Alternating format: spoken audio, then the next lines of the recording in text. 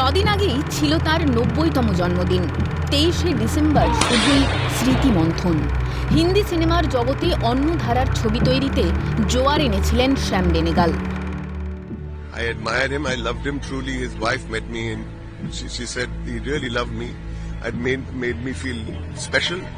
I got to learn from him. I got to perform with him. I got to spend time with him. I traveled the world with him. कहाँ घूमे हम लोग साथ में. And I tell you, those were the best days of my life. So what do you have to say about new generation? They are doing great.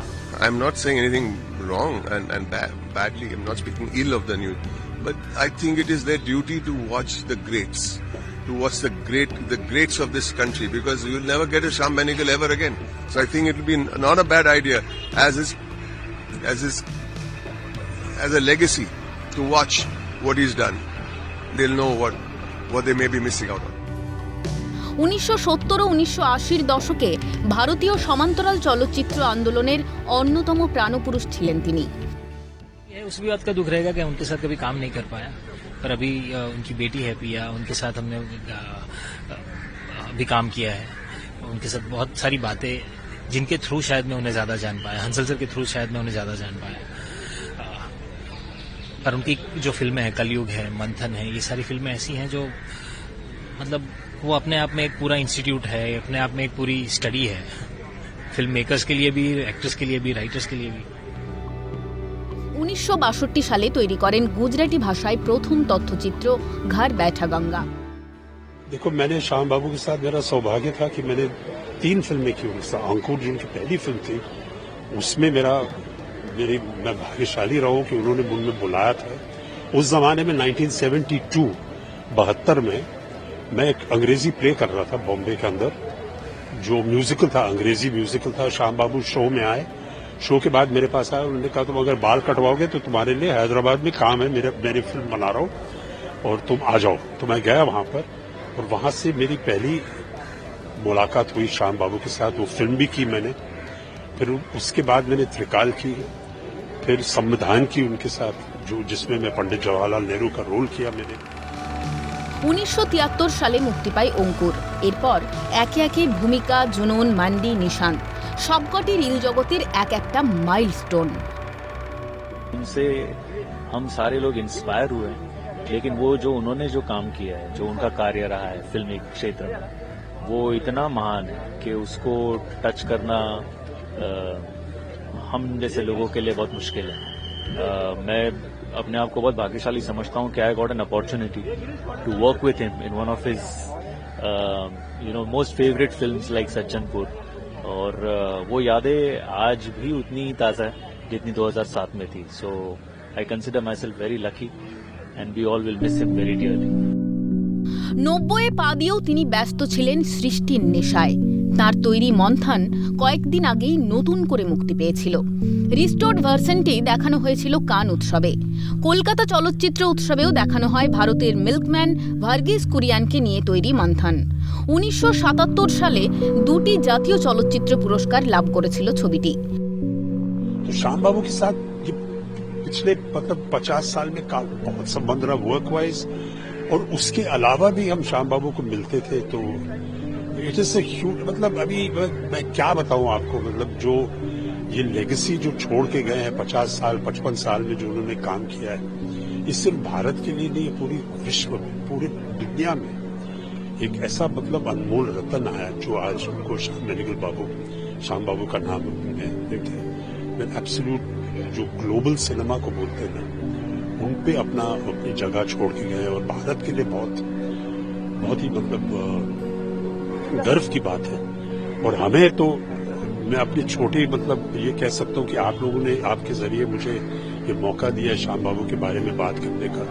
लेकिन मैं अपने आप को भाग्यशाली, मेरा सौभाग्य है कि मैं उनकी जिंदगी में थोड़े भी मतलब in a small way but I was associated with. For this I am very grateful. And हाँ, आज वो हमारे बीच में नहीं है, उनका शरीर जो है जो आता है, लेकिन भगवान उनकी आत्मा को शांति दे। और जब तक मतलब फिल्म जगत फिल्में होंगी और दुनिया में लोग फिल्म की बात करेंगे, श्याम बाबू को नहीं भूल पाएंगे, क्योंकि इन्होंने जो दुनिया में जो किया है, अमर है। 1974 সালে হায়দ্রাবাদে কোঙ্কনি ব্রাহ্মণ পরিবারে জন্ম হয় শ্যাম বেনেগালের। अपने कन्विक्शन से फिल्म बनाते थे, उनको जो सही लगता था उस कन्विक्शन पे अड़े रहते थे और उसी तरीके से फिल्म बनाते थे। एट द सेम टाइम बहुत डिसिप्लिन थे, एक्टर्स को बहुत कॉन्फिडेंस देते थे, बहुत पैम्पर करते थे, बहुत फ्रीडम देते थे and he used to believe कि हम मिलजुल के एक अच्छा प्रोडक्ट बना सकते हैं and we used to follow the captain, you know. So I think वो जो कन्विक्शन था उनका और अपने स्टोरी को लेके जो कॉन्फिडेंस था वो एक बहुत बड़ी बात। সেদিনই জন্ম হয়েছিল বলিউডের শোম্যান রাজ কাপুরের। নেহাতে কাকতালীয় ঘটনা, তবে এই দুয়ের মিলনে নতুন রূপরেখা পায় বলিউড। 2010-এ তৈরি ওয়েল ডান আব্বার পর দীর্ঘ 1 দশকেরও বেশি সময় ধরে ছবির জগৎ থেকে বিরতি নিয়েছিলেন তিনি। वो श्याम बाबू ही थे। अभी मैं आपको अंकुर का मिसाल देता हूँ और ये उनके साथ हमेशा उनकी फिल्मों में रहा। अंकुर में देखिए, अंकुर में उन्होंने शबाना आजमी को लॉन्च किया जो लेजेंडरी एक्ट्रेस है आज। उसमें साधु मेहर थे, उसमें अनंत नाग थे, प्रिया तेंदुलकर थी और ये बहुत कम लोग जानते हैं कि उनके डीओपी जो थे उस टाइम पे वो थे गोविंद नैलानी, जो खुद इतने बड़े डायरेक्टर बन गए। उनके जो फर्स्ट एडी थे उनका नाम था प्रहलाद कक्कड़, वो एडवर्टाइजिंग की दुनिया में बोल रहे।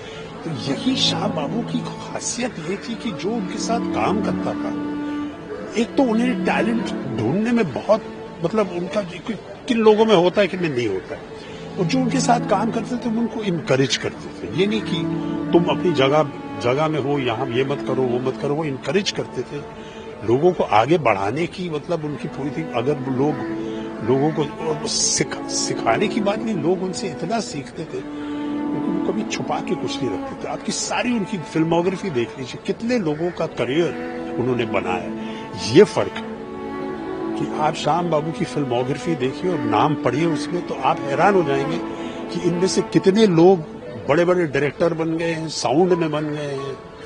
पहली पायनियर इसमें भी थे कि उन्होंने मंथन में 5 लाख वो किसानों से पैसे लेके 2-2 रुपए लेके पिक्चर बनाई।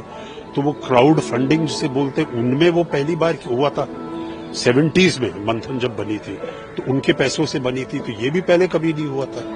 साउंड के डिपार्टमेंट में देखिए, सिनेमाटोग्राफी में देखिए, तो हर फील्ड में उनके साथ जो लोग उन्होंने काम किया था ना, वो कहीं के बाहर निकल गए और बहुत कामयाब हुए। ये फर्क है। बाकी लोग डायरेक्टर्स होते, मैं किसी का नाम नहीं लेना चाहूंगा, लेकिन वो वहीं के वहीं रहते हैं। असिस्टेंट डायरेक्टर हो तो असिस्टेंट डायरेक्टर रहते। श्याम बाबू के साथ वो मौका देते थे। गोविंद नालानी डायरेक्टर बन गए, ये बन गए।